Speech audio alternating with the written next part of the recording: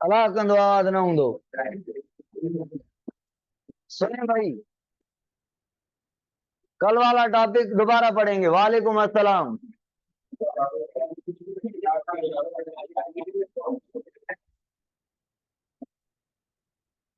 Joints, कितने type के joints थे? सूचर या फिक्स ज्वाइंट या इमूवेबल ज्वाइंट या फाइबरस ज्वाइंट। क्यों फाइबरस वाला? फाइबर से जुड़े हुए हैं। अच्छा, जल्दी जल्दी इनके एग्जाम्पल बता दे जाएं। पढ़ाया है मैंने, मगर ऐसा से मैं रिपीट करवा रहा हूँ भाई। स्कल के सारे bone except temporomandibular joint, skull except temporomandibular joint. तो स्कल के ये फ्रंटल, स्फेनॉइड, एथेमॉइड, ये कौन सा है? टेम्पोरल, पेराइटल, ओसिपिटल, इनके आपस में नोज वाले, मैक्सिला, जाइगोमेट्रिक के सारे जो ज्वाइंट है वो इमूवेबल है। चलो भाई, उसके अलावा जो पेयर में लॉन्ग बोन है लिम्स के, उनका आपस में ज्वाइंट, जैसे फिबिया का फिब्यूला के साथ एंड अल्ना का रेडियस के साथ, distal end and proximal ends पर, या बना के दिखाऊं? याद है ना? याद है बिल्कुल। चलो, उसके अलावा एक और टीथ का ज्वाइंट गम के साथ टाइटली अटैच है ना टीथ हमारे। चलो चलो भाई, टीथ का ज्वाइंट किसके साथ है? मैक्सिला के साथ है या मैंडिबल के साथ है या डेंटरी के साथ है? डेंटरी और मैक्सिबल तो एक ही बात है, मैंडिबल और डेंटरी। बाकी मैक्सिला के साथ, मतलब सारी बातें सही हैं। चलो, ये आपके हो गए सूचर ज्वाइंट। सूचर के अलावा एक और टाइप था ज्वाइंट का, जिसको हमने कहा था कार्टिलेजिनस ज्वाइंट या थोड़े movable joint, slightly movable joint. Example पढ़ा था, डिफरेंस क्या था इमूवेबल और कार्टिलेजिनस में? इमूवेबल के बोन और बोन के बीच कार्टिलेज नहीं है, थोड़ी कैविटी है, बहुत थोड़ी है, माइन्यूट कैविटी है। फाइबर के साथ दोनों बोन आपस में जुड़े हुए हैं। यहाँ पे क्या है? यहाँ पे एक बोन है, दूसरा बोन है, उन दोनों के बीच क्या है? दोनों के बीच एक कार्टिलेज है, एक कार्टिलेज है। तो सारी जो कैविटी है वो कार्टिलेज से भरी हुई है, एक्स्ट्रा इसके अलावा कोई कैविटी नहीं है। तो बोन कैसे मूव करेंगे? कार्टिलेज को सप्रेस करके या कार्टिलेज से स्लिप करके मूव करेंगे, थोड़ा मूव करेंगे। जैसे या कार्टिलेज की फ्लेक्सिबिलिटी की वजह से मूवमेंट होगी।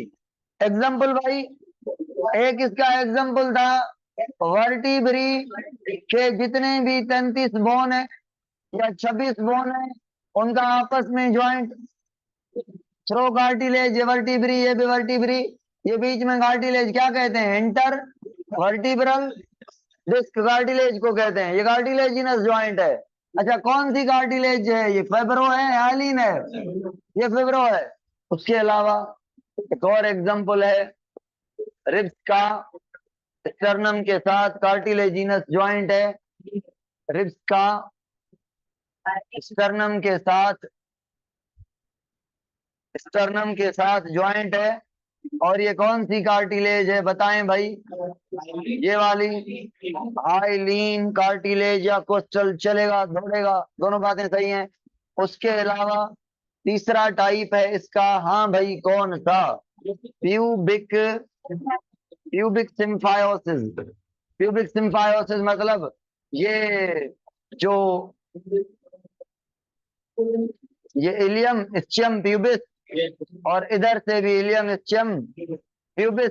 ये प्यूबिस और प्यूबिस के बीच यहाँ पे कार्टिलेज है, यहाँ पे ये वाली, ये भी फिब्रो कार्टिलेज है।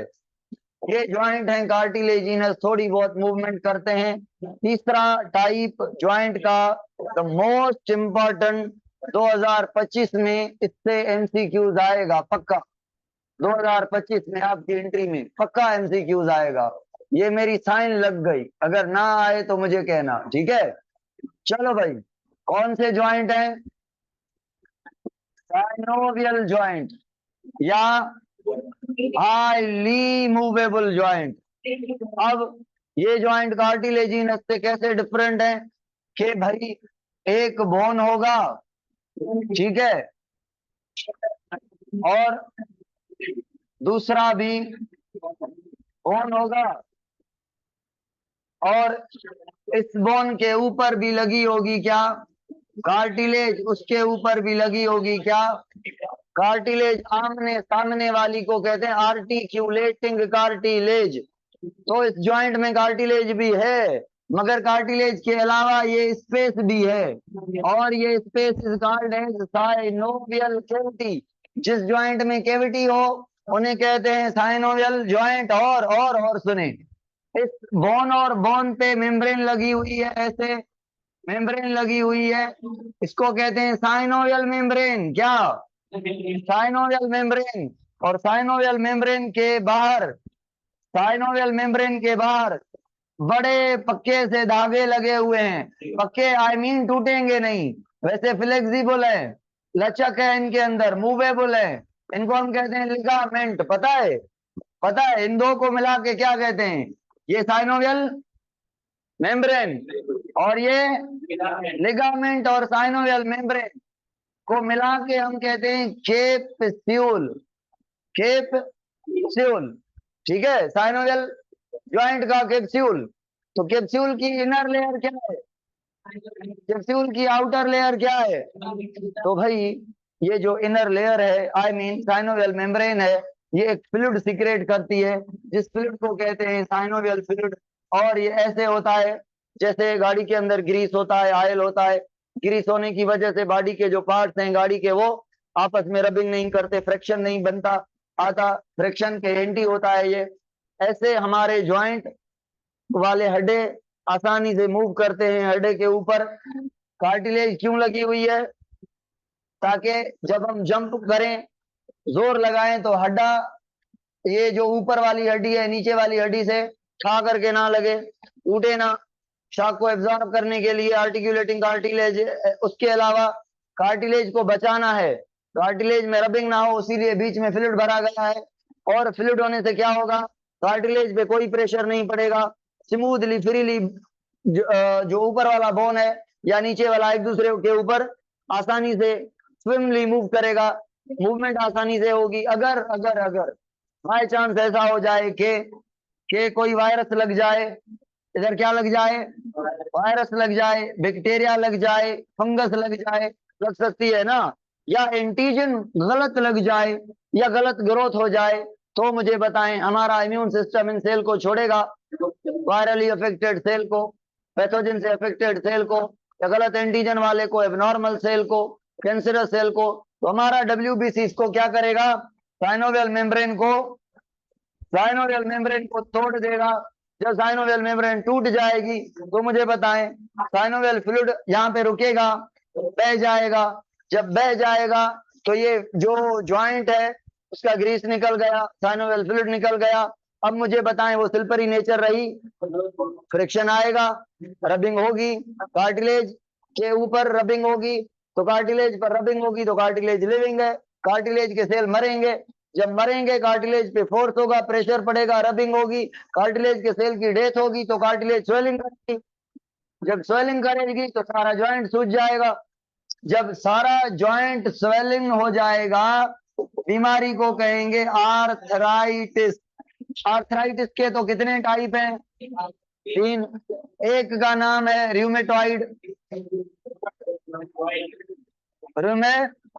रूमेटॉइड ऐसी आर्थराइटिस है। आर्थराइटिस का मतलब है ज्वाइंट जो है हमारा, उसका क्या कर जाना, इन्फ्लामेशन कर जाना।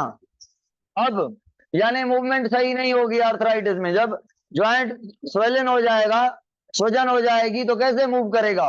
ये ऑटो इम्यून डिसऑर्डर है। Rheumatoid is auto immune disorder. एक और भी आर्थराइटिस है, ज्वाइंट की बीमारी है। पता है उसमें क्या होता है? जो कार्टिलेज है, कैल्शियम तो नहीं होता ना उसमें, कैल्शियम तो नहीं होता ना वैसे कार्टिलेज में। क्या होता है पता है? कार्टिलेज में क्या होता है, सुने, कार्टिलेज में क्या होता है? कार्टिलेज में क्या होता है बताएं जल्दी। कोलाजन ज्यादा या कम? कोलाजन कम। नॉन कोलाजिनस प्रोटीन भी होती हैं, नॉन कोलाजिनस प्रोटीन भी होती हैं फ्लेक्सिबिलिटी को बढ़ाने के लिए। एक और पेप्टिडोग्लाइकेन या ग्लाइकोपेप्टोन भी होते हैं। ग्लाइकोपेप्टाइड मतलब शुगर और प्रोटीन भी होती है, मतलब शुगर भी होती है कार्टिलेज में। और कॉन्ड्रिटिन सल्फेट नाम का एक आयन होता है, केमिकल होता है, वो इसके अंदर होता है। इसीलिए कार्टिलेज को, सेल को क्या कहते हैं? कॉन्ड्रियोसाइट। किस खुशी में कह रहे हैं? ये ऐसा सेल है जो कॉन्ड्रिटिन सल्फेट को स्टोर करता है। कैल्शियम नहीं होता कार्टिलेज में, क्या होता है? कॉन्ड्रिटिन सल्फेट, बुक में लिखा हुआ है। तो ये कार्टिलेज की कंपोजिशन है। अभी वापस चलते हैं। अगर कार्टिलेज के अंदर कैल्शियम आ जाए, कार्टिलेज के अंदर कैल्शियम आ जाए, तो मुझे बताएं, कार्टिलेज फ्लेक्सिबल रही, सॉफ्ट रही, शॉक एब्जॉर्ब करेगी, कंप्रेस और फ्लेक्स होगी? नहीं होगी, हड्डी हड्डी की तरह हो जाएगी, बोन की तरह हो जाएगी। जब ऐसी हो जाएगी तो जॉइंट सही काम करेगा? नहीं करेगा ना। ऐसी बीमारी को कहेंगे ओस्टियो आर्थराइटिस। और ये जो ओस्टियो आर्थराइटिस है, ये हार्मोनल डिसऑर्डर है, हार्मोन के मसले की वजह से होती है। हार्मोनल डिसऑर्डर है। हम पढ़ेंगे चार हार्मोन ऐसे जो कैल्शियम को कंट्रोल करते हैं। एक का नाम है कैल्सीटोनिन। अभी याद नहीं करने, ऐसे बता रहा हूँ। आगे जो चैप्टर आएगा ना केमिकल कोऑर्डिनेशन, उसमें डिटेल से पढ़ाऊंगा। एक कौन सा हार्मोन? कैल्सीटोनिन थायराइड ग्लैंड से बनता है, कैल्शियम को कंट्रोल करता है। दूसरा कैल्सीट्रियोल किडनी से बनता है, ये भी कैल्शियम को कंट्रोल करता है। तीसरा पैराथ्रोमोन, ये पैराथायराइड ग्लैंड से बनता है, ये भी कैल्शियम को कंट्रोल करता है। चौथा ईस्ट्रोजन, ईस्ट्रोजन फीमेल के अंदर बनता है। 55 साल से जो बड़ी फीमेल है उनके अंदर ये नहीं बनता, क्योंकि मेंस्ट्रुअल साइकिल से इसका लेना देना है। 55 साल के बाद मेंस्ट्रुअल साइकिल बंद हो जाती है, एफएसएच नहीं आता तो ईस्ट्रोजन नहीं आता। हम पढ़ेंगे डिटेल से ये किस्सा, ये क्या है ईस्ट्रोजन। अभी कुछ भी पता नहीं है, ऐसे नाम सुना दिए मैंने आपको। अगर याद नहीं आ रहे तो भी ठीक है, हो गए तो भी ठीक है, मैं आगे पढ़ाऊंगा। ये बड़ी डिटेल वाले टॉपिक है, यहाँ पे तो है ही नहीं, मैं ऐसे बता रहा हूँ। आगे हैं केमिकल कोऑर्डिनेशन में, इसके और डिटेल रिप्रोडक्शन में है। तो दोनों चैप्टर्स में मैं इनकी डिटेल पढ़ाऊंगा। बहरहाल जब जो है कार्टिलेज बोन की तरह हो जाए तो ऑस्टियोआर्थराइटिस। ये आर्थराइटिस जो भी है ना, एल्डर एज में होती है। और ये ऑस्टियोआर्थराइटिस एल्डर फीमेल में ज्यादा होती है as compare to male. Estrogen hormone female में उसका रोल है, नहीं बनता तो ये प्रॉब्लम आता है। एक और है आर्थराइटिस जिसको कहते हैं गाउटी या गाउट, गाउट या गाउटी आर्थराइटिस। इसमें क्या होता है भाई? जब बॉडी के अंदर यूरिक एसिड बढ़ जाता है, क्या बढ़ जाता है? यूरिक एसिड बढ़ जाता है। तो यूरिक एसिड बढ़ने के बाद सोडियम के साथ रिएक्शन होता है। तो ये यूरिक एसिड और ये सोडियम, यूरिक एसिड और ये सोडियम, यूरिक एसिड जितने होंगे सोडियम उसके साथ चिपकेंगे, बनेगा पत्थर टाइप ग्रेन्यूल बनेगा, छोटा बनेगा, पत्थर जितना बड़ा नहीं बनेगा, ग्रेन्यूल बनेगा। उसको हम कहते हैं sodium urate crystal. Sodium urate crystal, urate मतलब यूरिक एसिड, सोडियम मतलब सोडियम, सोडियम यूरिएट क्रिस्टल बना ब्लड में। अब ये हैवी है, वेट वाला है। कहाँ पे बना है? ब्लड में बना है। ब्लड में यूरिक एसिड ज्यादा हुआ है, ब्लड में सोडियम भी ब्लड में होता है। तो ये जो सोडियम यूरिएट क्रिस्टल है, पता है, जब हार्ट पंप करेगी ना बॉडी को, ब्लड ऊपर भी जाएगा, नीचे भी जाएगा, इधर उधर हर जगह जाएगा। जब नीचे जाएगा पैरों में, पैरों से जब ब्लड वापस आएगी, पैरों में हार्ट थोड़ी है जो पंप करके धक्का देके ब्लड को भेजेगी। मीन से जुगाड़ी ब्लड आती है ना ऊपर, ऊपर वाली ब्लड नीचे तो अकॉर्डिंग टू द ग्रेविटी आ जाएगी। नीचे वाली का ऊपर जाना बड़ा डिफिकल्ट है। तो स्केलेटल मसल से काम करने से, उठने बैठने, एक्सरसाइज वर्जिश, आपकी ब्लड जो है क्या करती है सर्कुलेट करती है। तो हाँ, कहने का मकसद ये है कि जब पैर में ब्लड जाती है वापस आती है तो ये क्रिस्टल ऊपर नहीं आता due to the heavy weight, ये रह जाता है पैर के अंदर। तो पैर वाले से कहते हैं भाई ये हमें नहीं चाहिए, ढका देते हैं, मतलब निकालते हैं कहीं और कहीं और कहीं और। सारे पैर के सेल फाइनली इस क्रिस्टल को, जो थंब का पैरों का उसका जो जॉइंट है उसमें फेंक देते हैं। तो वो जो जॉइंट है थंब वाला, जो टो है, बिग टो जिसको कहते हैं आप, बिग टो, उसके अंदर ये स्टोर हो जाता है। और बिग टो वाला जो जॉइंट है ये स्वेल कर जाता है, सबसे ज्यादा स्वेलिंग इसमें होती है गाउटी की। तो इसमें जॉइंट जो है वो अड़ी की तरह बन जाता है, इसमें स्वेलिंग ज्यादा हो जाती है। कहाँ पे होती है ये ओस्टियोआर्थराइटिस? ज्यादातर कहाँ पे होती है पता है? ओस्टियोआर्थराइटिस ज्यादातर स्पाइन में होती है, स्पाइन में, वर्टिब्रल कॉलम में होती है। और अगर वर्टिब्रल कॉलम के लोअर बैक में, मिड बैक में हो जाए तो इसको पता है क्या कहते हैं?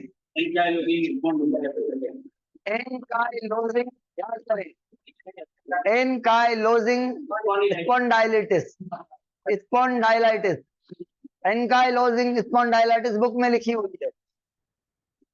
कहाँ की ऑस्टियोआर्थराइटिस को ये कह रहे हैं? स्पाइन की को। Very good. चलो भाई, गोइंग टू सेम जगह, कहाँ पे थे? ये डेफिनेशन पढ़ी हमने साइनोवियल जॉइंट की, उसमें हमने आर्थराइटिस को भी कवर कर दिया। हाँ भाई, साइनोवियल जॉइंट क्या है? ऐसे जॉइंट जिनमें कार्टिलेज के अलावा बड़ी स्पेस हो और उस स्पेस में साइनोवियल फ्लूइड हो, lined by synovial membrane, along with ligament भी हो। लिगामेंट क्यों है? क्योंकि बोन स्लिप हो रहे हैं, डिसलोकेट होने में देरी नहीं करेंगे, डिसलोकेट भी नहीं होने देना, इसीलिए बाहर से रस्से बंधे हुए हैं, आई मीन लिगामेंट बंधी हुई है। और तो आपको पता है कि जो साइनोवियल जॉइंट होते हैं उसमें बॉल एंड सॉकेट आएगा, और सॉकेट पढ़ाया था ना मैंने कि सॉकेट छोटा होता है, बॉल बड़ा होता है। डिसलोकेशन में देरी नहीं करेंगे, जल्दी करेंगे, तो उसको बचाने के लिए लिगामेंट का होना बहुत जरूरी है। तो साइनोवियल जॉइंट का पहला टाइप है बॉल एंड सॉकेट। ऑनलाइन वाले कमेंट तो करें, आपके लिए मैं सारा टॉपिक रिपीट कर रहा हूं, समझ आ रही है? कैंडलाइट जॉइंट छा है, ये पढ़ेंगे कैंडलाइट जॉइंट क्या है। चलो जी, शुक्र है। बॉल एंड सॉकेट, हाँ भाई, इस बोन का नाम बताएं। पक्का? स्केप्यूला। और क्या है ये? इतना टेढ़ा नहीं जितना मैंने बनाया है, सीधा करके बनाना चाहिए।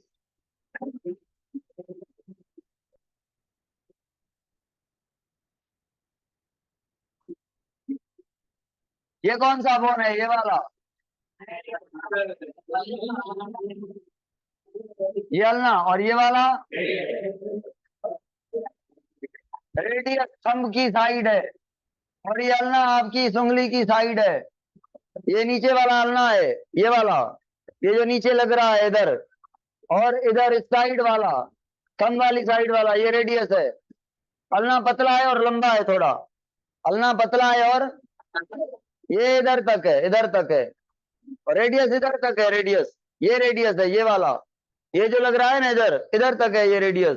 अल्ना इधर तक है, अल्ना थोड़ा बड़ा है, जैसे पैर में टिबिया से फिबिला बड़ा है और पतला भी है, ऐसे। हाँ भाई, तो बॉल एंड सॉकेट कौन सा ज्वाइंट है? ये वाला या ये वाला?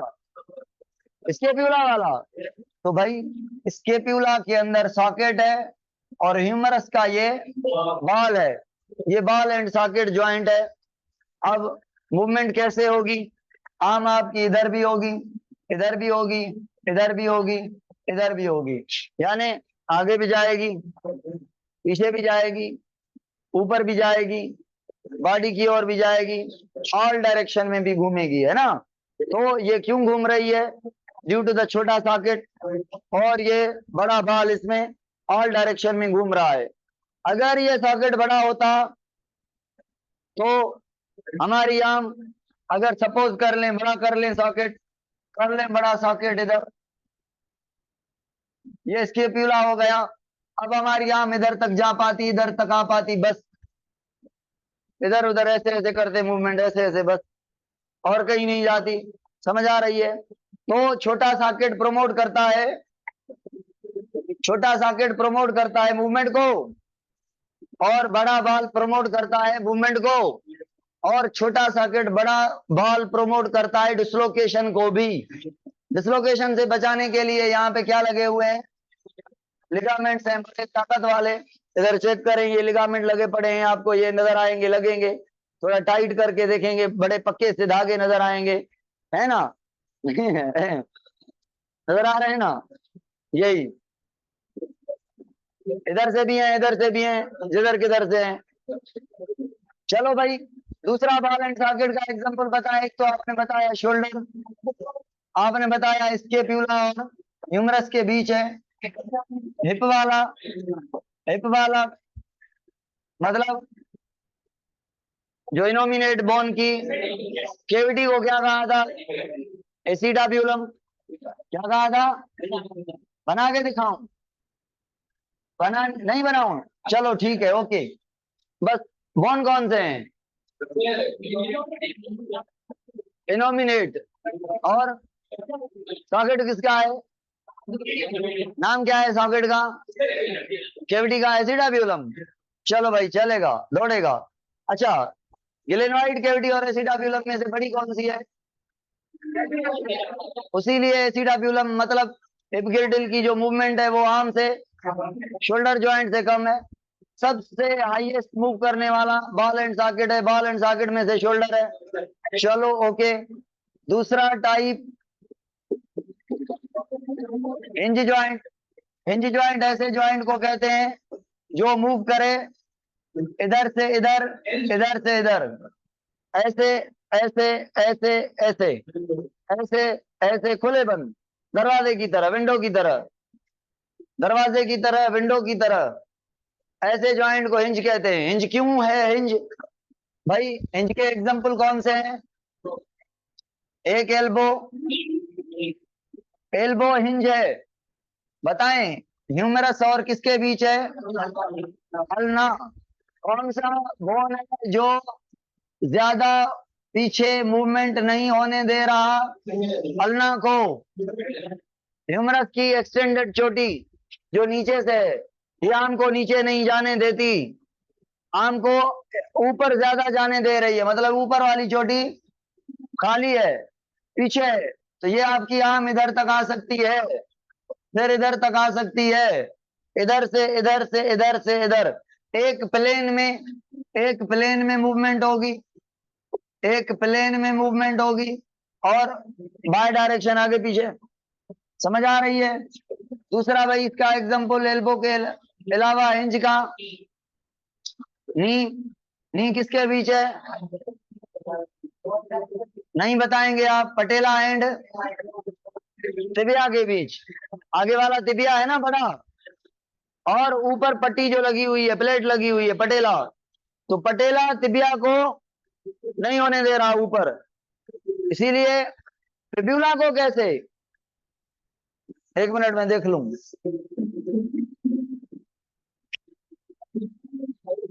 तिबिया को फिब्यूला कैसे? फिब्यूला तो उंगली की साइड है ना, ये वाला, ये अंदर जा रहा है। तिबिया को, तिबिया को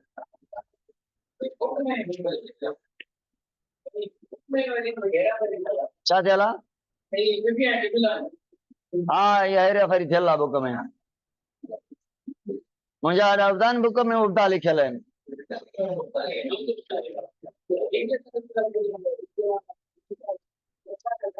बुक वारे उल्टा लिखिया आहिनि, मावर आॾा सही आहिनि, पंहिंजी जाइ ते आहिनि।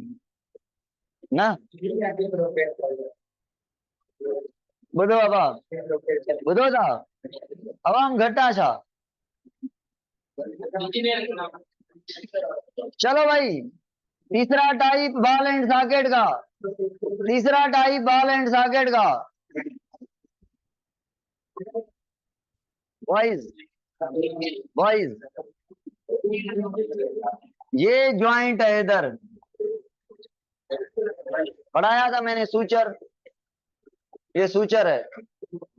इस सूचर ज्वाइंट की वजह से यहाँ पे पाइवट ज्वाइंट है। पहले पाइवट ज्वाइंट कहते किसको है? ऐसा ज्वाइंट जो ट्विस्टिंग मूवमेंट करे, ट्विस्टिंग मूवमेंट करे एक दूसरे के ऊपर, गोल मूवमेंट करे, ये पाइवट है। मतलब रोटेट करे मगर बॉल एंड सॉकेट जितना नहीं, थोड़ा, वो पाइवट है। अब पाइवट ज्वाइंट का एक मैं एग्जांपल बताऊं, आप का जो स्कल है कौन सी वर्टिब्री पे खड़ा हुआ है? एटलस। कितने कॉन्डाइल पे? इस ज्वाइंट को छोड़ें, इसके बाद एटलस का एक्सिस के साथ भी ज्वाइंट है। जो एक्सिस के साथ ज्वाइंट है वो पाइवट ज्वाइंट है। इसकी वजह से हम अपनी जो ये स्कल है ऐसे ऐसे आगे पीछे इधर उधर कर सकते हैं, गोल घुमा सकते हैं। क्या मेरी मुंडी बॉल एंड सॉकेट जितना घूम रही है? थोड़ी थोड़ी रोटेटरी मूवमेंट है, ट्विस्टिंग थोड़ी, ये पाइवट है। तो पाइवट ज्वाइंट कहां पे है? एटलस प्लस एक्सिस के बीच। इसकी वजह से हमारी मुंडी रोटेटरी मूवमेंट कर रही है, समझ आ रही है? एक ये मैं बना के दिखाऊंगा पाइवट। एक और एग्जांपल पाइवट का, पाइवट का सेटल के छड़ो ना ले। एग्जांपल पाइवट के, आपकी जो उंगलियां हैं फेलेंजेस, ये पाइवट का एग्जांपल है। गोल घूम रही है ना, ये पाइवट है। या ये भी पाइवट है, ये भी पाइवट है। गोल घूम रही है ना, गोल बॉल एंड सॉकेट जितना घूम रही है नहीं, उतना नहीं है। मता चो तो सर खबे हथ जी ये नथी घुमे, इनी घुमदी आ प्रैक्टिस काने ताजी, ताजी इन आंगरी सां घणी प्रैक्टिस आ, तंहिंजे करे ये वधीक घुमे थी। सभिनी में पोटेंशियल आहे। जीअं जीअं तव्हां जंगुनि सां वर्जिश न कंदा हो, कंहिं कंहिं माण्हुनि जूं जंगूं कीअं मथे अची करे हिते पुॼाए वेंदा आहिनि, तव्हां ईअं साम्हूं त करे ॾेखारियो पंहिंजे।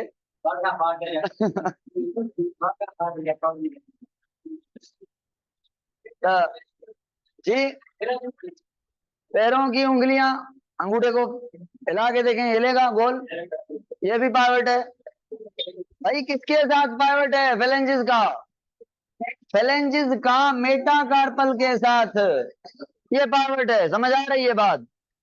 चलो एक और बात सुने, और भी पाइवट है ना, ये वाला भी पाइवट है। वाइज हिता भांग पकड़ियो, पकड़ियो केड़े बोन के? ह्यूमरस के। हाणे ॾिसो मुंहिंजो रेडियस काॾा आहे? अंगूठे ॾांहुं आहे न, अल्लाह काॾा अंदरां आहे न? हा साईं, रेडियस काॾा थी वियो? हेॾां थी वियो, अल्लाह होॾे वियो हलियो। ऐसा ही है ना, रेडियस किधर चला गया? रोटेट हो गया ना, और अल्लाह उधर चला गया आगे से, मगर इधर से मेरा जो रेडियस है उधर ही लगा हुआ है। तो ये दोनों कोण एक दूसरे के ऊपर क्या कर रहे हैं? ट्विस्ट कर रहे हैं, रोटेट कर रहे हैं। ये इनकी मूवमेंट, ये पाइवट ज्वाइंट है, पाइवट मूवमेंट है। तो एल्बो आपका हिंज भी है, एल्बो पे आपका पाइवट भी है। अगर मैं एक्चुअल पाइवट की एग्जांपल पूछूं तो आप कहेंगे सर लोअर आर्म में रेडियस और अल्ना के बीच पाइवट है, और अगर हिंज की बात करेंगे तो अल्ना और ह्यूमरस के बीच हिंज ज्वाइंट है। Very good. चलो भाई, तो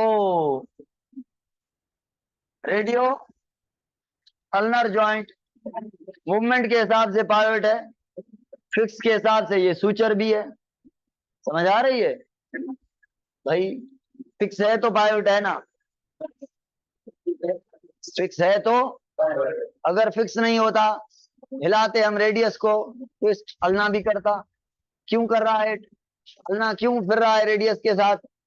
क्योंकि आपस में बंधे हुए हैं। अगर सेपरेट होते तो रेडियस चला जाता, हलना उधर का उधर, कोई फर्क नहीं पड़ता रेडियस का हलना पर, हलना का रेडियस पर। अभी दोनों एक दूसरे पे ट्विस्ट हो रहे हैं। चलो, मेडुला, हाँ, फिब्यूला एंड तिबिया भी पायोट। देखिए ना, इसको पकड़ के आप, ये आपका हो रहा है रोटेट। हाँ भाई, कितने एग्जांपल हो गए? 3। बॉल एंड सॉकेट, हिंज और पायोट। कैंडलॉइड जॉइंट, कोंडाइल वाला, कोंडाइल वाला बताएं कहाँ पे है कोंडाइल? भाई नहीं, असल में असल बताएं, फिर रिस्ट पर आते हैं। रिस्ट भी है, मगर पहले वो बताएं जो आपको आ रहा है। आपके ओसीपीटल का एटलस के साथ, हाँ या ना? दो कोंडाइल, अब पता है condyle joint ball and socket की तरह ही है, बॉल एंड सॉकेट की तरह है। तो ये मूवमेंट कैसे करेगा? मूवमेंट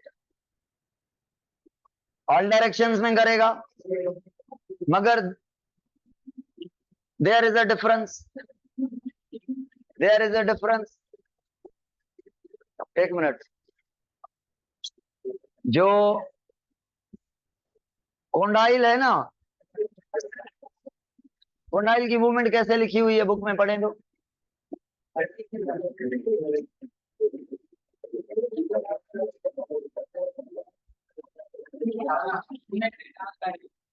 कवन ख्याल ना,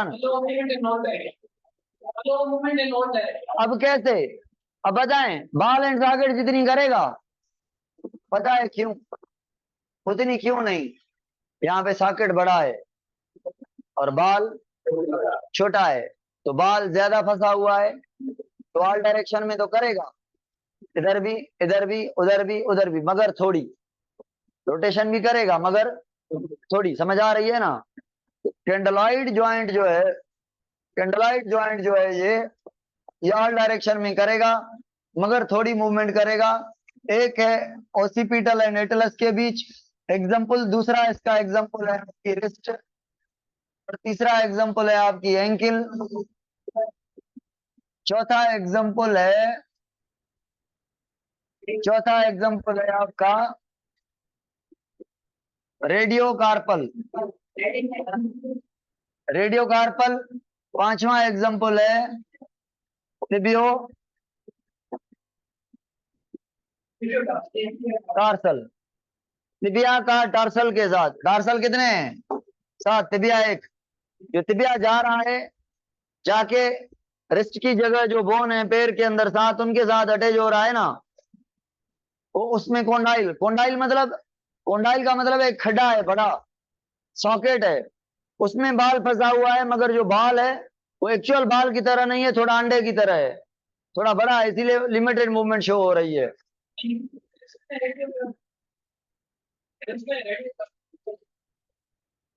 हाँ, एक ही बात है ये। रिस्ट मतलब रेडियो कॉल पर, एंकल मतलब टिबियो टार्सल, एक ही बात हो गई, मैंने सेपरेट लिख लिए।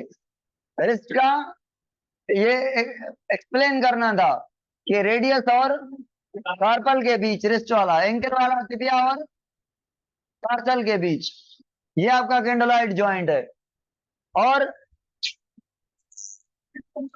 एक ज्वाइंट है पांचवा, सेडल ज्वाइंट। सेडल का पता है? सेडल क्या है? घोड़ा देखा है? घोड़ा, उसकी पीठ भी देखी है, उस पे सवारी करने वाला सवार भी देखा है ना? तो वो जहां पे बैठता है वो गद्दी रखता है, गद्दी रखता है। वो गद्दी कैसे होती है? ये घोड़े की पीठ है ना, और ये उसके ऊपर रखी हुई ये गद्दी है ऐसे, ऐसे होती है ना, यहाँ पे आदमी बैठता है,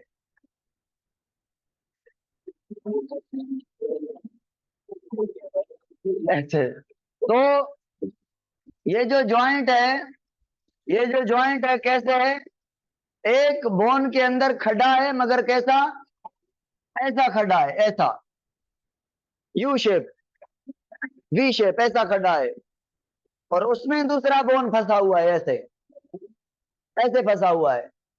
इसको यूं करके देखें तो ये घोड़े की पीठ हो गई, और ये उसके ऊपर गद्दी यानी सेडल। अगर हमारे जॉइंट ऐसे है, खड्डा है, ये उसके अंदर हड्डी फंसी हुई है। अब ये मूवमेंट कैसे करेगा आगे, ऐसे रोटेट कर सकेगा। क्यों, क्योंकि क्योंकि भाई घोड़े की पीठ ऐसी है। अब गद्दी भी ऐसे ही रखेंगे जैसे पीठ है, गद्दी ऐसे रखेंगे, इसे आएगी कैसे, मूव ही नहीं करेगी। तो क्यों नहीं कर रहा मूव, रोटेट क्यों नहीं कर रहा, क्योंकि जो खड्डा है वो ऐसा है, और जो उसके अंदर हड्डा फंसा हुआ है, हड्डी फंसी हुई है, वो कैसे रोटेट करेगी। हाँ, ऐसे हो सकती है, ऐसे हो सकती है, ऐसे हो सकती है, थोड़ा ऐसे आगे पीछे। मतलब जो सेडल जॉइंट है आपका, ये जो है ना, ये थंब, थंब के बोन्स दो को क्या कहते हैं, वेलेंजेस। उसके बाद मेटाकार्पल और कार्पल के बीच, metacarpal and carpal of thumb के बीच आपका सेडल जॉइंट है, सेडल जॉइंट है। सेडल जॉइंट कैसे मूव करेगा, लिमिटेड मूव करेगा, आगे पीछे, रोटेटरी मूवमेंट नहीं करेगा। अच्छा, एक और जॉइंट भी है, छठा, प्लेन जॉइंट या ग्लेनोइड जॉइंट या स्लाइडिंग जॉइंट। ग्लेनोइड नहीं, ग्लाइडिंग, या प्लेन जॉइंट या ग्लाइडिंग जॉइंट या स्लाइडिंग। प्लेन, ग्लाइडिंग या स्लाइडिंग एक ही बात है। अब अब देखा है ये मेनी ब्यूरो, और ये भी। अब यहाँ पे जो जॉइंट है ना, ये वाला, ये प्लेन जॉइंट है। और अच्छा, प्लेन जॉइंट ऐसे जॉइंट को कहेंगे, नीचे वाला बोन है, ऊपर वाला या इधर वाला और इधर वाला बोन आपस में आमने सामने प्लेन की तरह अटैच है, खड्डा नहीं है किसी में, बाल नहीं है किसी में, बड़ा बाल बड़ा खड्डा कोई मसला नहीं है, दोनों साइड सीधी हैं, दोनों साइड। मगर साइनोवियल कैविटी है, मगर देयर इज अ थोड़ी सी साइनोवियल कैविटी, थोड़ी सी साइनोवियल कैविटी। तो बताएं ये मूवमेंट कितनी करेगा, थोड़ी सी या ज्यादा, थोड़ी मूवमेंट करेगा। हालांकि जो साइनोवियल हैं ज्यादा मूव करते हैं, मगर ये प्लेन होने की वजह से और साइनोवियल कैविटी थोड़ी होने की वजह से मूवमेंट थोड़ी करता है जब आप सांस लेते हैं। तो आपका स्टर्नम भी मूव करता है, रिब्स भी मूव करती हैं। तो स्टर्नम के साथ क्लेविकल है, अगर क्लेविकल टाइटली अटैच होता तो स्टर्नम मूव कर पाता, नहीं कर पाता ना। थोड़ा स्टर्नम मूव कर रहा है, बिकॉज स्टर्नम को क्लेविकल छोड़ रहा है कि भाई करो मूव। तो ऐसा हो रहा है कि ये स्टर्नम है, ये स्टर्नम है, ये वाला, ये मार्कर स्टर्नम है, और ये सॉरी सॉरी ये क्लेविकल है और ये स्टर्नम है। तो स्टर्नम ऐसे मूव कर रहा है आगे, फिर पीछे, फिर आगे, ऊपर नीचे, ऊपर नीचे, ऊपर नीचे। तो क्या हो रहा है, स्लाइड हो रहा है, स्लाइड हो रहा है। तो स्लाइडिंग जॉइंट या प्लेन, प्लेन क्यों कहा, दोनों के जॉइंट आमने सामने प्लेन है। और ग्लाइडिंग क्यों कहा, क्योंकि भाई भाई क्या इसमें कार्टिलेज नहीं होगी। तो कभी कभी ये जॉइंट मूव करता है एक दूसरे को सप्रेस करके, like cartilaginous joint, cartilaginous joint movement करता है, ग्लाइडिंग मूवमेंट। आप अजीब बात देखेंगे डिफरेंट बुक्स में, आपको बुक वाला कहेगा कि वर्टिब्रल कॉलम में ग्लाइडिंग ज्वाइंट है, मगर नए बुक के अकॉर्डिंग आप इसको बताएंगे कि वर्टिब्रल कॉलम में ग्लाइडिंग मूवमेंट है, ग्लाइडिंग ज्वाइंट कार्टिलेजिनस है। अगर ग्लाइडिंग ज्वाइंट कर रहे हैं इट मीन साइनोवियल कह रहे हैं। क्या वर्टिब्री और वर्टिब्री के बीच कार्टिलेज के अलावा साइनोवियल कैविटी है? नहीं, वर्टिब्री और वर्टिब्री के बीच एक ही कार्टिलेज है, there is no synovial cavity. यहाँ पे दो कार्टिलेज हैं आर्टिक्यूलेटिंग और बीच में एक साइनोवियल कैविटी भी है, मगर थोड़ी है। तो ये वर्टिब्री वाला ग्लाइडिंग मूवमेंट शो कर रहा है कंप्रेस करके, but not a gliding joint. समझ आ रही है? क्योंकि gliding joint is a type of synovial joint and vertebral column के बीच there is no synovial cavity, तो वो कार्टिलेजिनस ज्वाइंट है, ग्लाइडिंग मूवमेंट शो करता है। अब ग्लाइडिंग भी क्लियर हो गया, प्लेन भी क्लियर हो गया, स्लाइडिंग क्यों कहते हैं? क्योंकि कभी कभी ग्लाइड कंप्रेस नहीं करता कार्टिलेज को, कभी कभी आगे पीछे स्लाइड करता है। तो भाई ये आपके और भी एग्जांपल है ना ग्लाइडिंग स्लाइडिंग के। आपके जो टार्सल हैं आपस में, टार्सल टार्सल से, कार्पल कार्पल से, कितने कार्पल हैं? इधर कर रहा हूं, इधर कर रहा हूं, आगे कर रहा हूं, पीछे कर रहा हूं। हड्डी हड्डी के ऊपर स्लाइड हो रही है। जैसे मोबाइल पे पीडीएफ का पेज 1 है, ऊपर करें तो उसी जगह पे दूसरा आएगा। तो टार्सल इधर हो गया, दूसरा उसके पास आ गया, तीसरा दूसरे के साइड आ गया, जगह आ गया, चौथा तीसरे की जगह आ गया। और इधर कर रहा हूं तो जो दूसरी जगह पे गया था वो पहले से भी आगे चला गया। तो हड्डी एक अपनी जगह छोड़ के उधर उधर जा रही है, दूसरी हड्डी के ऊपर स्लाइड कर रही है, इसीलिए इनको स्लाइडिंग ज्वाइंट कहते हैं। रेडियस और कार्पल के बीच कौन सा ज्वाइंट है? कैंडलॉइड है, कैंडलॉइड है। टिबिया और टार्सल के बीच कैंडलॉइड है। एटलस और ओसिपिटल के बीच कैंडलॉइड है। सेडल कहाँ पे है?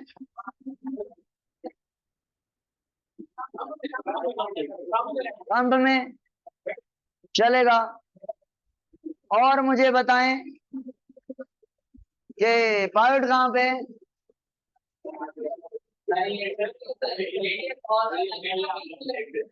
रेडियल ना पायोड।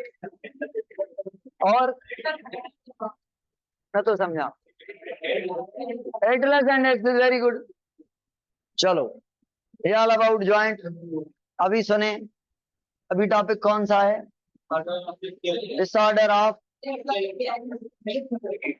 ellipsoidal is the name of candleoid joint.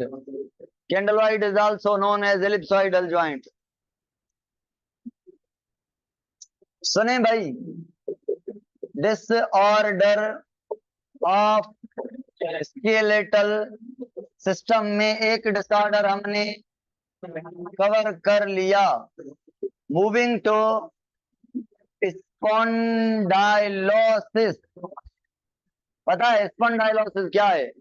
एक और भी डिस्क स्लिप। देखें भाई, ये है वर्टिब्री, ये भी है, थोड़ी बड़ी करके बनानी चाहिए, 1 मिनट। ये भी है वर्टिब्री, बीच में है क्या? क्या है बीच में? Now going to talk about fibrocartilage in detail. भाई ये आपकी क्या है, जो ब्लू और रेड से बनाई है? Intervertebral disc cartilage. इसके 2 पार्ट हैं। एक बाहर वाला पार्ट, इसको कहते हैं एन्यूलस, एन्यूलस फाइब्रोसिस। ये आपकी फिब्रोकार्टिलेज, बाहर वाला पोर्शन कवर।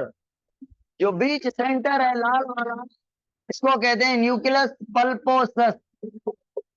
न्यूक्लियस पल्प की तरह, पानी की तरह, गम की तरह, जेली की तरह, यानी लिक्विड है अंदर, बीच में बड़ा सॉफ्ट है। ये फिब्रो नहीं है। तो फिब्रो कार्टिलेज पूरी डिस्क फिब्रो नहीं है, जिसका पेरीफेरल पार्ट, एन्युलस फाइब्रोसिस। चलो, अगर कोई आदमी ड्राइविंग कर रहा है कंटिन्यूअसली, या ज्यादा बैठ रहा है और कहीं, या कोई और चीज कर रहा है, ज्यादा वेट ले रहा है, या बॉडी का वेट ज्यादा बढ़ रहा है, अगर बॉडी का पेट इतना 2 फीट आगे निकल आए और इधर भी ये बाएं पैसे ऐसे हो जाएं, बड़ा हैवी आदमी हो जाए, मुझे बताएं वर्टिब्रल कॉलम के बीच जो वर्टिब्रल डिस्क है उस पर वजन पड़ेगा कि नहीं पड़ेगा? नॉर्मल बॉडी के वेट एंड ओवर वेट में देयर इज अ फर्क। तो जब ओवर वेट होगा या ड्राइविंग करेगा, बैठेगा या गलत मूवमेंट करेगा, तब एक मसला होगा, देयर इज अ कंप्रेशन होगा। इसके ऊपर कंप्रेशन होगा, किसके ऊपर? कार्टिलेज। भाई अगर जो कुत्ते का होता है ना टेल, वो कहते हैं ऐसा है, अगर 12 माह भी किसी पाइप में डाल दें सीधा करने के लिए, 12 माह के निकाल दें, फिर भी वो ऐसे हो जाएगा। तो हमारी वर्टिब्री ऐसी नहीं है भाई। अगर आप इसको 10 दिन कंप्रेस करके रखेंगे फिर छोड़ेंगे, वो कंप्रेस ही रहेगी। जब आप ज्यादा वजन दे रहे हैं तो कंप्रेस होने के बाद वापस नहीं आएगी सही से। चलो 1 दिन आई, 2 दिन आई, 3 दिन आई, आपने वजन के ऊपर वजन के ऊपर वजन के ऊपर वजन दे दिया, 12 माह, 6 माह, बड़ा टाइम, तो ये क्या होती जाएगी? यानी फ्लेक्सिबिलिटी इसकी खत्म होगी, लचक इसकी खत्म होगी, शॉक एब्जॉर्बिंग कैपेसिटी इसकी। तो जब खत्म होगी तो ये पतली पड़ती जाएगी। जब पतली पड़ती जाएगी, मुझे बताएं इधर से नर्व अंदर जा रही हैं कि नहीं जा रही, निकल रही हैं कि नहीं निकल रही, ब्लड वेसल भी जा रही हैं, सब कुछ अंदर आ जा रहा है। तो अगर ये कंप्रेस होगी, अगर ये कंप्रेस होगी तो नर्व के ऊपर इफेक्ट होगा कि नहीं होगा? अभी 2 बातें हैं। अगर ओनली कंप्रेस हुई है, फटी नहीं है ये डिस्क, तो कहेंगे स्पॉन्डाइलोसिस। अगर ओनली कंप्रेस हुई है, फटी नहीं, तो हम कहेंगे स्पॉन्डाइलोसिस। मतलब क्या? नेरो हो जाना, कंप्रेस हो जाना किसका? Of intervertebral disc, due to the overweight, है ना, due to the age, due to the overweight, due to the heavy weight, ऊपर सर पे 2-2 मन 3-3 मन वजन उठाना, ठीक है, जैसे मजदूर उठाते हैं ऐसे। या तो स्पॉन्डाइलोसिस कहाँ पे होती है, नेरोनेस कहाँ पे होती है? ये भाई ज्यादातर नेक में होती है, मतलब नेक की वर्टिब्री में, थोरेक्स की वर्टिब्री में, लंबर वर्टिब्री में, लंबर में, सेक्रल में। मगर पता है ज्यादातर कौन सी होती है? ये दो ज्यादातर यहाँ पे होती है। स्पॉन्डाइलोसिस यहाँ पे ज्यादा होती है क्योंकि यहाँ पे नर्व ज्यादा अंदर आती जाती हैं, ज्यादा बड़ी कार्टिलेज है, ज्यादा फंक्शन है इसका, सेंसिटिव है। और नेक भी, और नेक भी सर्वाइकल यानी नेक वाली 7 वर्टिब्रे।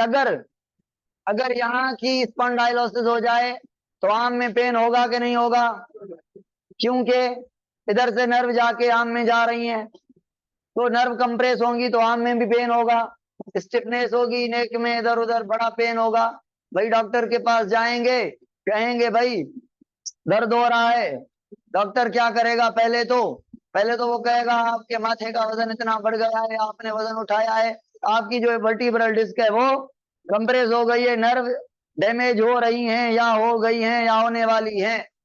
तो डॉक्टर कहेगा भाई कॉलर ले आओ, एक कॉलर ले आएंगे, इधर पहनाएगा, हमारी ये क्लेविकल पे रखेगा और इधर मुंडी में फंसाएगा, तो मुंडी का वजन हमारा ऊपर हो जाएगा। तो ऊपर हो जाएगा, जो हमने सप्रेस किया था अपनी वर्टिब्रल डिस्क को, वो सप्रेशन खत्म। फिर मेडिसिन देगा, फिर कहेगा हिलाना नहीं है इसको, इधर नहीं देखना, इधर नहीं देखना। 2 महीने लगेंगे, 3 माह लगेंगे, आहिस्ता आहिस्ता कार्टिलेज आहिस्ता रिकवर होती है ना, तो आहिस्ता आहिस्ता रिकवरी हो जाएगी, फिर कॉलर निकाल देगा। पेन किलर भी देगा क्योंकि ज्यादा पेन है, बाकी तो कॉलर लगा के देगा, मेडिसिन देगा, वाइटामिन वगैरह देगा ताकि ग्रोथ हो जाए, न्यूट्रिशन देगा, आप भी ऐसे देंगे इंशाल्लाह। उसके अलावा एक और डिसऑर्डर है जिसको कहते हैं डिस्क स्लिप। डिस्क स्लिप भी कंप्रेशन से ही होती है, ओवरवेट से होती है। हाँ, अगर कोई कुल्हाड़ी उठाए और यूं करके पीछे से मारे और वो कुल्हाड़ी कहाँ पे लगे, इधर लगे, ऐसे कट है, मुझे बताएं, मुझे बताएं, मुझे बताएं क्या होगा। चलो, उड़ गई या कट गई, आधी कटी है, थोड़ी कटी है, तो अब कौन सा पार्ट कटा है, कटा है या फटा है, या एक्सीडेंट ऊपर से कोई गिरा, पत्थर पे गिरा, ईंट पे गिरा, ईंट लगी सीधी कार्टिलेज को, तो कार्टिलेज जो फिब्रो है वो फट गई, टूट गई, या कुल्हाड़ी से या डंडे से, गोली से, या कंप्रेशन से भी फट सकती है। ज्यादा कंप्रेशन हो तो पल्पोसिस कहाँ निकलेगा, फाइब्रोसिस को फाड़ के निकलेगा ना, चीर के। तो ओवरवेट से या फिजिकल किसी ड्रामा से न्यूक्लियस पल्पोसिस या एन्युलस फाइब्रोसिस कौन सी टूटेगी भाई, एन्युलस फाइब्रोसिस टूटेगी। टूटेगी तो न्यूक्लियस पल्पोसिस क्या करेगी, ऐसे ऐसे निकलना स्टार्ट करेगी, जैसे बड निकलता है ऐसे बहने लगेगी, है ना, बहने लगेगी। या जरूरी नहीं एन्युलस फाइब्रोसिस फटी है, फटी नहीं, बस कमजोर हो गई है, ये पल्पोसिस के साथ बाहर निकल रही है। इन सारी कंडीशंस को कहेंगे डिस्क स्लिप। अब मैं रिपीट कर रहा हूं, डिस्क स्लिप क्या है, ओवरवेट से, कंप्रेशन से, फिजिकल डंडे से, कुल्हाड़ी से, एक्सीडेंट से, किसी भी फिजिकल ड्रामा से, या कंप्रेस होके एन्युलस फाइब्रोसिस के साथ बड बना के निकले, या एन्युलस फाइब्रोसिस फट जाए और पल्प निकले, मतलब बड निकले बाहर, स्लिप हो जाए, डिस्क निकल रही है, या कंप्लीटली निकल गई है, या बड के फॉर्म में निकल रही है, इसके निकलने को कहते हैं हर्निएशन। हर्निएशन या डिस्क स्लिप। डिस्क स्लिप का दूसरा नाम क्या है, ब्या नाम क्या है, वाह बताओ उर्दू। हाँ, दूसरा नाम क्या है, हर्निएशन, या बडिंग, बड ऑफ हो रही है, इसको कहते हैं डिस्क। अब मुझे बताएं, डिस्क स्लिप में नर्व डैमेज होगी कि नहीं होगी, बाकायदा होगी। कभी कभी एक्सीडेंट होता है, इधर पेट के नीचे चोट पड़ जाती है सेक्रल रीजन में, और वहां पे जो वर्टिब्रल डिस्क होती है बिल्कुल टोटली टूट जाती है, तो नर्व भी टूट गई, नर्व भी टूट गई। डॉक्टर था लकीर का फकीर, उसने हड्डियों को जोड़ा, जोड़ के पेशेंट को छोड़ दिया। पेशेंट को कहा आपकी जो है कार्टिलेज और वर्टिब्री ये सारी 2 माह 3 माह में कवर हो जाएंगी, फिर आना। फिर आया डॉक्टर के पास पेशेंट, तो पेशेंट का जो नीचे वाला हिस्सा था, टांगे, वो काम ही नहीं कर रही थी। डॉक्टर फिर परेशान हुआ, यार ये तो नर्व भी कटी हुई है। हालांकि डॉक्टर को पहले टाइम अगर इधर कोई एक्सीडेंट हो रहा है तो डॉक्टर को टेस्ट करनी चाहिए कि करंट जा रहा है टांगों में या नहीं जा रहा। कौन सी नर्व होती है जो इधर से जाती है, sciatic नर्व। कौन सी, sciatic nerve is the largest, thickest, सबसे बड़ीएस्ट नर्व है। कहां से निकलती है भाई, कहां से निकलती है, सेक्रल रीजन से निकलती है, इलियम से क्रॉस करती है। 5 इसके रूट होते हैं, 5, किसमें, स्पाइनल कॉर्ड में 5 रूट होते हैं, 5 ब्रांचेस इसकी निकलती है। नर्व एक ही कह रहे हैं, नर्व तो वैसे एक होती है ना, एक धागा, एक धागा नहीं है, ये ब्रांचेड है, बड़ी इसकी ब्रांचेस हैं।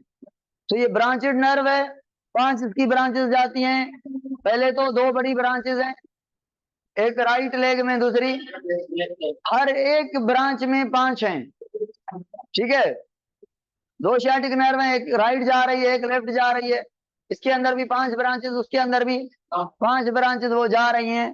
पूरी लेग को, बोन को, मसल को, स्किन को, पैरों को, पैरों के नाखून को, उंगलियों को, एड़ियों को, सोल को, सबको मैसेज दे रही है और वापस ले रही है। यानी मोटर न्यूरॉन भी है, सेंसरी न्यूरॉन भी है। एल्बो नी तक खत्म हो रही है, नी के नीचे आगे इसके थ्रेड फाइबर जा रहे हैं। एक्चुअल नर्व इधर एंड हो रही है, आगे इसकी ब्रांचेस जा रहे हैं पैर के नाखून तक। तो जब डिस्क स्लिप होती है तो sciatic नर्व भी डैमेज हो जाती है। जब sciatic नर्व डैमेज हो जाए तो बीमारी को कहेंगे sciatica। क्या मैं कहूं कि एक ही आदमी को स्पॉन्डाइलोसिस से डिस्क स्लिप हो सकती है, स्पॉन्डाइलोसिस कन्वर्ट हो सकती है इनटू डिस्क स्लिप, और डिस्क स्लिप से sciatica हो सकती है, एक्सीडेंट से डिस्क स्लिप और sciatica एक साथ हो सकती है। समझ आ रही है? एक्सीडेंट हुआ तो स्पॉन्डाइलोसिस तो नहीं कहेंगे ना, डिस्क चली गई ना, चली गई तो disc slip, slip disc, herniation, herniated disc. तो भाई sciatica में क्या होगा? दर्द होगा, नीचे वाले ऑर्गन काम नहीं करेंगे, सर्कुलेशन बंद, कोऑर्डिनेशन बंद, लेग आहिस्ता आहिस्ता आहिस्ता काम करना छोड़ देंगी, फाइनली पैरालाइज हो जाएंगी, क्योंकि नर्व कभी भी दोबारा नहीं बनती। हाँ, अगर नहीं नहीं नया नया मसला हुआ है, डॉक्टर के पास गए, डॉक्टर ने एनालाइज कर दिया कि भाई sciatica हो रही है, sciatic नर्व डैमेज हो रही है, उसको जोड़ दिया तो जुड़ भी सकती है, नर्व रिपेयर हो सकती है। नर्व के 3 पार्ट होते हैं ना, dendrite, axon and soma. Soma कभी भी रिपेयर नहीं होता, अगर डेंड्राइट और एक्सॉन टूट जाए तो वापस में जुड़ सकते हैं 18 मंथ तक। अगर टूटे हुए नर्व को, डैमेज हुए नर्व को, कंप्रेस हुए नर्व को 18 माह गुजर जाते हैं, उसके बाद 100 दफा जोड़ दें नहीं जुड़ेगा, वो न्यूरॉन डेड हो जाएगा, सूख जाएगा, खत्म हो जाएगा। समझ आ रही है? तो it's all about today, will discuss tomorrow. क्या क्या पढ़ेंगे कल? क्या पढ़ेंगे कल? पढ़ेंगे हड्डी का टूटना, टूटने के तरीके, सिंपल तरीका, कंपाउंड तरीका, कॉम्प्लिकेटेड तरीका। सिंपल तरीका पढ़ेंगे कि ओनली बोन टूटा है, कंपाउंड तरीका पढ़ेंगे कि बोन टूटा है मगर वो टूट के स्किन को चीर के बाहर निकल आया है, मतलब स्किन भी टूटी है, फटी है। कॉम्प्लिकेटेड को कहेंगे बोन टूटा है और साथ जो बॉडी के पार्ट्स हैं, हार्ट है, किडनी है, हड्डी के साइड जो भी है, वीन्स हैं, आर्टरीज हैं, वो सब टूट गई हैं। तो बोन के इर्द गिर्द जितने बॉडी के पार्ट्स हैं वो भी टूट जाएं तो ये कॉम्प्लिकेशन है, ये कॉम्प्लिकेटेड।